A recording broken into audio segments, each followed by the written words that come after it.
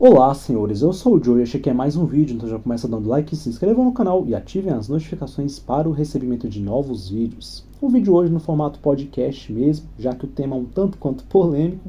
E antes de adentrar de fato na temática do vídeo, eu gostaria de tecer algumas considerações iniciais, porque sempre que se fala sobre determinados aspectos da natureza feminina e essas falas possuem tons mais ácidos ou críticos, é bem comum algumas pessoas, especialmente aquelas que não fazem parte da nossa bolha, acharem que tais falas são fruto de algum amargor, frustração ou então algum trauma com relação ao feminino.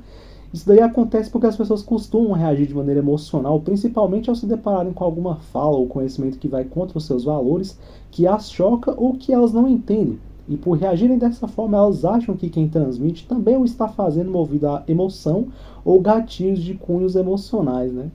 A partir daí elas começam a tirar conclusões baseadas em seu próprio sistema de valores, então começam a te rotular como fracassado, frustrado, cogitar hipóteses sobre você por conta dessas falas. Ah, esse indivíduo só pode ser assim porque ele deve ter sofrido na mão de mulher e blá blá blá. É óbvio que existem casos de sujeitos que sim são amargurados e exprimem pensamentos de misoginia por puro rancor, o que nem é meu caso, mas ainda que fosse, eu acho curioso que o contrário acontece com alguma frequência, né? E ninguém reclama. Então tem conteúdos aí de manas que literalmente choram de raiva ao falar de homens, né? E ninguém acha ruim, ninguém chama elas de frustradas de maneira pejorativa. Já o homem, ele sempre é desqualificado se fizer o mesmo, né? Então, como eu ia dizendo, no meu caso, eu nunca tive nenhum grande trauma relacionado aos seres de luz. Muito pelo contrário, eu sempre me relacionei muito bem com elas e, curiosamente, após conhecer o conteúdo da machosfera, Red Pill, Black Pill e afins, minha relação com elas só melhorou. Muito porque eu entendi que a melhor forma de se dar bem com elas em vários graus é tendo alguma utilidade ou oferecendo algo que elas desejem. Se não for o caso, caia fora e nem dê papo. Como resultado disso, elas nunca me maltratam, muito pelo contrário, elas me tratam super bem. Então, sendo assim, aquilo que eu falo aqui não é fruto de ressentimentos ou rancores, mas sim um misto de experiências vividas, conhecimentos adquiridos e aliados à observação. E justamente observando esse cenário é que eu consegui perceber que as coisas elas estão se encaminhando para um grau um tanto quanto mais extremo no que diz respeito a essa questão da relação entre homens e mulheres. Então, assim, quando eu falo aqui, eu levo em conta o contexto brasileiro, tá? Porque eu tenho o Brasil como um exemplo nas minhas teorias, nas minhas falas, nas minhas observações, porque foi o lugar onde eu vivi, sei lá, 99,9% da minha vida. Eu estou aqui em Angola tem pouquíssimos meses, né? Eu já consegui perceber um pouco, mas eu ainda não consigo fazer uma análise muito detalhada sobre o cenário aqui. A única coisa que eu consigo observar é que aqui costuma-se imitar bastante o que há na cultura brasileira, mas aqui com um certo delay devido a carências. Então, como aqui, por exemplo, é um país mais pobre, é um país onde as pessoas têm um tipo de carência social mais elevado, algumas coisas demoram mais para as pessoas assimilarem e começarem a incluir nos seus comportamentos. Então, aqui é como se fosse, sei lá, o Brasil de 2011, 2012, entendeu? Com uns 12 anos assim de delay. Então, é claro que eu tomo como comparação, como exemplo, o contexto BR, né, que foi o país que eu vivi. E, ao contrário do que muita gente pensa, o Brasil ele é muito mais ginocêntrico do que vários países de primeiro mundo. É bizarro você observar isso. Então, o Brasil ele é muito mais ginocêntrico do que países como, por exemplo, Dinamarca, Austrália, Inglaterra, Portugal, muito mais ginocêntrico. Eu acho que só não é mais ginocêntrico do que os Estados Unidos, porque lá o negócio realmente está feio. Alguns outros países, como por exemplo Suécia, onde o feminismo também já está em um grau muito mais elevado, dizem que também é terrível, mas ainda assim nesses países de primeiro mundo você vê que não há tanta hipocrisia em relação a essa questão do progressismo posto em prática. Então assim, nesses países as mulheres elas realmente sustentam a marra delas, entendeu? Elas vão lá, aceitam o feminismo como norma de vida e elas realmente tomam aquilo de uma maneira mais séria, ao contrário aí de algumas, né, brasileiras que só querem ter o lado bom das coisas. Então, assim, quando eu coloco nesse contexto, eu tomo em mente, né, eu tenho em mente aí a realidade brasileira para falar aquilo que eu irei dizer agora. E como eu ia dizendo, o contexto das relações entre homens e mulheres, eles estão tomando aí um patamar mais elevado de extremidade, porque você vê que elas estão sendo estimuladas a enxergar o homem como um inimigo. E como é que isso acontece? Isso acontece de acordo com os estímulos e recompensas que nós vemos no ambiente, né? Um salve aí para o nosso querido Trunks do futuro, que nos observa aí de outra dimensão.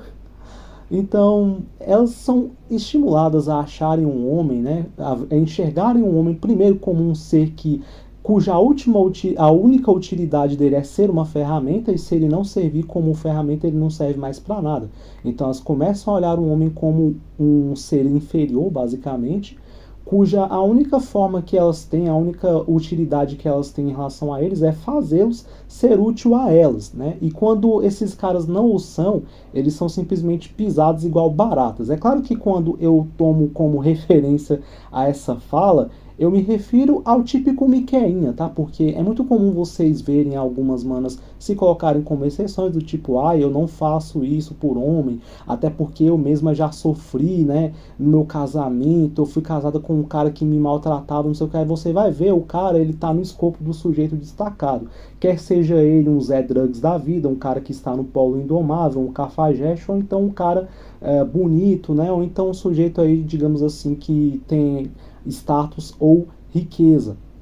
Nunca é o cara que é humilde, trabalhador, bonzinho, miqueinha. Não, esse tipo de cara geralmente ele só toma mijada na cara, né? Então, quando eu falo a respeito desse cara que é sim a maioria, tá? A maioria dos homens, eles são betas mesmo, eles são carentes, eles são caras extremamente, digamos assim, desprovidos de qualquer tipo de capacidade, né? De ser minimamente alfa, minimamente dominante. Então a maioria dos caras, eles têm esse tipo de tratamento, e a maioria delas observa esses caras com total desprezo. Sabe aquela tua colega de trabalho que às vezes pode até ser legal com você? Então, o que ela pensa sobre você é aquilo que várias dessas influências aí de TikTok, dessas outras plataformas alternativas que fazem vídeos aí completamente depreciativos a respeito do homem, fazendo questão de generalizar eles como canalhas, como inúteis, como seres desqualificados, pensa sobre você, entendeu? Elas pensam isso. É claro que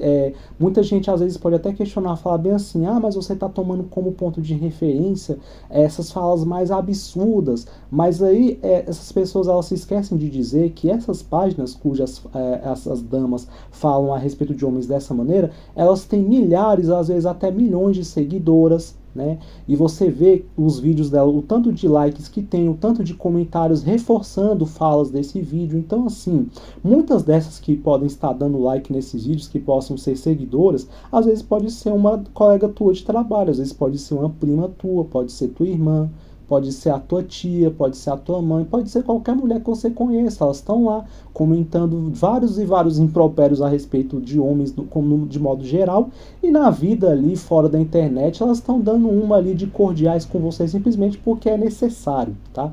Mas na verdade o que elas têm para com você é desprezo.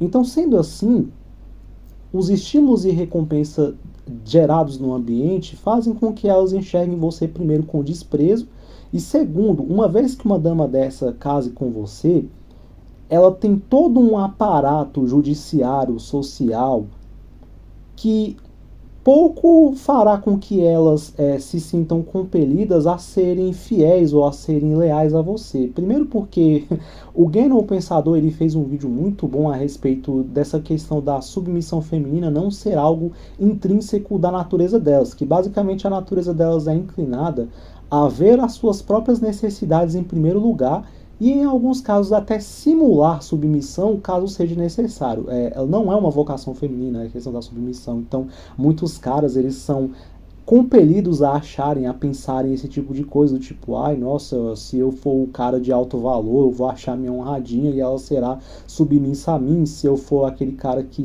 for o provedor, cujo aquilo que eu tenho a oferecer, nenhum outro cara possa dar, e etc, ou pelo menos me destacar nesse nível. E às vezes esses caras, eles não costumam pensar que o profano feminino, ele existe independentemente do cara. Então, se o sujeito é bonito, se ele é shed, se ele é destacado, não significa que esse cara, por ser bem tratado por elas, seja amado por elas. Significa apenas que eles têm algum ativo, seja a questão da aparência ou boa genética, ou seja algum ativo palpável, do tipo de riqueza, ou algum tipo de ativo emocional. Então, essa mulher, ela de repente quer um cara ali, que ela possa dominar. Tem muita mulher que casa com um cara beta porque ela quer dominar esse cara, entendeu? Tem muita mulher que às vezes casa com um cara que é feio, com um cara que é inferior a ela, porque ela simplesmente vê que ela não consegue mais arrumar nenhum cara superior, então ela casa com aquele sujeito mais, digamos assim, aceitável, e ela vê que esse cara ele tem uma inclinação a fazer tudo que ela quer, ela monta em cima desse cara, e para elas isso é um prazer.